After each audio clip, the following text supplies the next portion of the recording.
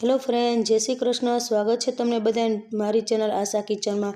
શિયાળામાં ગરમા ગરમ મજા પડી જાય તેવી લીલી તુવેરની કચોરી બનાવવા માટે આજે આપણે મેંદાના લોટનો નહીં ઘઉંના લોટનો ઉપયોગ કરવાના છીએ.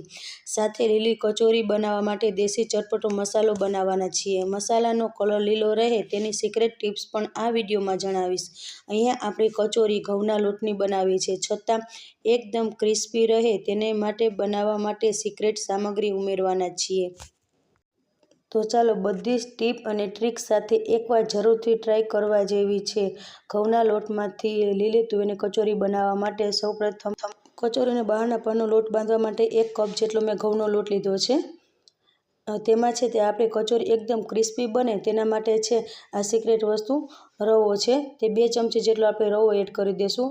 રવો એડ કરવાથી આપણે કચોરી છે તે એકદમ ક્રિસ્પી એવી બનીને તૈયાર થશે. હવે તેમાં છે તે આપણે સ્વાદ પ્રમાણે નિમક એડ કરી દઈશું. 1 ચમચી જેટલું નિમક એડ કરી દઈશું. હવે તેમાં છે તે મેં ઘી લીધું છે મોણ માટે. તમે તેની જગ્યાએ તેલનો પણ ઉપયોગ કરી શકો છો. આપણે મોણ દેવા માટે છે તે ઘીનો ઉપયોગ થોડો વધારે કરવાનો છે. જો સરસ એવું આપણે બધું મિક્સ કરી લેવાનું છે. અને છે તે આપણું મોણ છે તે આવી રીતે પરફેક્ટ હોવું જોઈએ. જો હાથમાં આપણે મુઠ્ઠીવાર એકદમ મુઠ્ઠીવારે જાય તેવું હોવું જોઈએ. મને હજી થોડીક જરૂર લાગી ઘીની એટલે મેં પાછું થોડું ઘી એડ કર્યું અને સરસ રીતે મિક્સ કરી લીધું છે.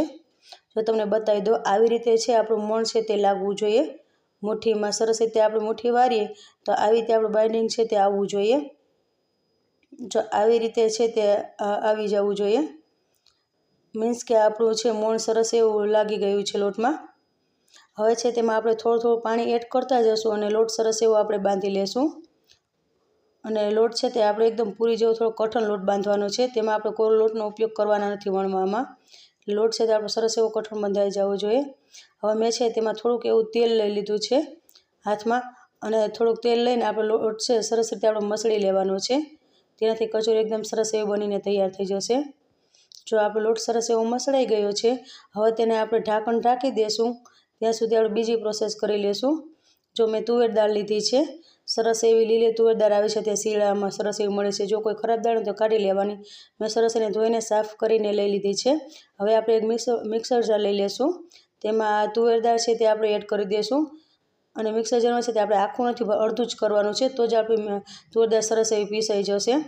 જો આપણે તુવેર દાળ સરસ એવી પીસાઈ ગઈ છે, પ્લસ મોડ ઉપર કરતું જવાનું છે. અને આ અધકચરી એવી આપણે તુવેર દાળને છે પીસવાની છે. જો સરસ એવી આપણે પીસાઈ ગઈ છે, હવે તેમાં આપણે એક પેનમાં છે તે લઈ લઈશું. તેવી જ રીતે છે મેં બીજી તુવેર દાળને પણ સરસ એવી પીસી લીધી છે. તેને પણ આપણે એડ કરી દઈએ. આ તુવેર દાળને તમે ચોપરમાં પણ ચોપ કરી શકો છો.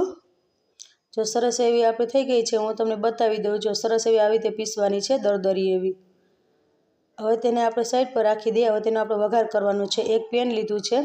એ પેનમાં છે આપણે 2 ચમચી જેટલું આપણે તેલ લેશું. તેલ સરસ એવું ગરમ થઈ જાય પછી તે 1 ચમચી જેટલી આપણે રાઈ એડ કરી દઈશું. રાઈ ગરમ થાય પછી જ ટેકનિકલ ઇસ્યુને કારણે મારો વિડીયો ઓફ થઈ ગયો હતો, એટલે તેમાં મેં જીરું અને સફેદ તલ છે તે એડ કરેલા છે. તલ સરસ આપણા ફૂટી જાય પછી તેમાં આદુ મરચાં લસણની જે પેસ્ટ બનાવી છે તે પેસ્ટ એડ કરી દઈશું અને સરસ રીતે આપણે મિક્સ કરી લેવાનું છે, જેથી લસણનો કાચો સ્વાદ છે તે નીકળી જાય. અને આપણે મરચાં છે તે તીખા લેવાના છે, કેમ કે આપણે લાલ મરચું પાવડરનો ઉપયોગ નથી કરવાના, એટલે તીખા મરચાંનો ઉપયોગ કરવાના છીએ. હવે આપણે છે તે તુવેરને સરસ રીતે આપણે પીસી લીધી હતી તે આપણે એડ કરી દઈશું. હવે છે તેને સરસ રીતે આપણે મિક્સ કરી લેવાની છે. જો સરસ રીતે આપણે મિક્સ થઈ જાય પછી છે તેમાં આપણે એક સિક્રેટ વસ્તુ ઉમેરવાના છે, જેથી આપણો કલર છે તે એકદમ સરસ એવો ગ્રીન રહે મસાલાનો. એટલે 1 ચમચી જેટલી આપણે ખાંડ એડ કરી દઈશું દળેલી. તેનાથી કલર છે તે એકદમ સરસ એવો ગ્રીન રહેશે. જો તમે જોઈ શકો છો કલર એકદમ ગ્રીન છે. મેં કિસમિસ લીધી છે, તેના નાના નાના ટુકડા કરી લીધા છે, તે એડ કરી દઈશું. હવે કાજુ લીધા છે, કાજુના પણ મેં નાના નાના ટુકડા કરી લીધા છે, તે એડ કરી દઈશું. હવે સરસ એવું બધું આપણે મિક્સ કરી લેવાનું છે મસાલા સાથે. અને આ કચોરી એકદમ સરસ એવી ટેસ્ટી બને છે. અને આ કચોરી છે તે બધાને સરસ એવી ભાવશે. હવે તેમાં છે સ્વાદ પ્રમાણે આપણે નિમક એડ કરી દઈશું. એક અડધી ચમચી જેટલું મેં નિમક એડ કર્યું છે. એવું બધું સરસ રીતે આપણે મિક્સ કરી લેવાનું છે. અને આ કચોરીનો કલર એકદમ સરસ એવો મસાલાનો છે તે ગ્રીન જ રહેશે. હવે તેમાં છે તે આપણે લીંબુ એડ કરી દઈશું. 1 લીંબુનો રસ લીધો છે તે એડ કરી દઈશું. અને આ કચોરીમાં છે તે ખટાશ ગળાશ તીખાશ વધારે પ્રમાણમાં રાખવાની છે, જેથી આપણો મસાલો છે એકદમ ચટપટો બને. હવે બધું સરસ રીતે આપણે મિક્સ કરી લેવાનું છે. હવે તેમાં છે મેં થોડોક એવો ગરમ મસાલો છે તે એડ કર્યો છે, અડધી ચમચી જેટલો. હવે બધું સરસ રીતે આપણે મિક્સ કરી લેવાનું છે. બધું સરસ રીતે આપણે મિક્સ કરી લઈએ પછી છે તેમાં આપણે લીલા ધાણા છે તે એડ કરવાના છે. હવે લીલા ધાણા છે તે આપણે એડ કરી દઈશું અને બધું સરસ રીતે આપણે મિક્સ કરી લેવાનું છે. આ કચોરીને લીલવા કચોરી તરીકે પણ ઓળખાય છે અને આ કચોરી સ્વાદમાં તો એટલી ટેસ્ટી બને છે, તમે જો એકવાર બનાવશો તો વારંવાર બનાવવાનું પસંદ કરશો. એટલી ટેસ્ટી આ કચોરી બનીને તૈયાર થાય છે. તમે એકવાર મારા કહેવાથી આ કચોરી જરૂરથી બનાવજો. હવે તેને ઠંડી કરવા આપણે રાખી દઈએ. ઠંડી થઈ ગઈ છે, થોડુંક ગરમ હોય ત્યારે જ આપણે આ બોલ છે તે કચોરી આપણે વારી લેવાના છે મસાલાના. તો આવી રીતે સરસ એવા બોલ વારી લેવાના છે. તેવી જ રીતે જો બીજો બોલ છે તમને વારીને બતાવું. બીજો બોલ છે તે વારીને બતાવ્યો છે. તેવી જ રીતે મેં બધા મસાલાનો બોલ છે તો એને સરસ રીતે આવી રીતે વારી લીધા છે. હવે છે તેને આપણે હવે સાઈડ પર રાખી દઈએ. હવે જે લોટ હતો આપણે બાંધીને રાખી દીધો હતો તેને ચેક કરી લઈએ. જો લોટ એવો સરસ એવો સોફ્ટ બની ગયો છે. હવે તેમાંથી આપણે આ મોટો લુઓ છે તે લઈ લઈશું અને તેના છે પૂરી જેવડા જેવડા છે એવી રીતે ગુંડલા છે લઈ લઈશું અને સરસ રીતે આવી રીતે ગોળ આપણે વારી લઈશું. તેવી જ રીતે મેં બધા ગુંડલા છે તે વારી લીધા છે. હવે એક પાટલી લઈ લઈશું અને ગુંડલું લઈ લઈશું. તેને સરસ રીતે આપણે આવી રીતે વણી લેવાની છે. પૂરી જેવડી છે તે વણવાની છે. આમાં આપણે લોટનો ઉપયોગ નહીં કરીએ તો પણ સરસ એવી વણાઈ જશે, કેમ કે આપણે લોટ છે થોડો કઠણ એવો રાખ્યો છે. નહીં જાડી કે નહીં પાતળી, એવી સરસ રીતે આપણે આવી રીતે રોટલી છે તે વણી લેવાની છે પૂરી સાઈડની. જો આ પૂરી સાઈડની સરસ એવી વણાઈ ગઈ છે. જો તમને બતાવી દો, આવી પાતળી એવી આપણે વણવાની છે. તેનાથી આપણે કચોરી એકદમ ક્રિસ્પી એવી બનીને તૈયાર થશે.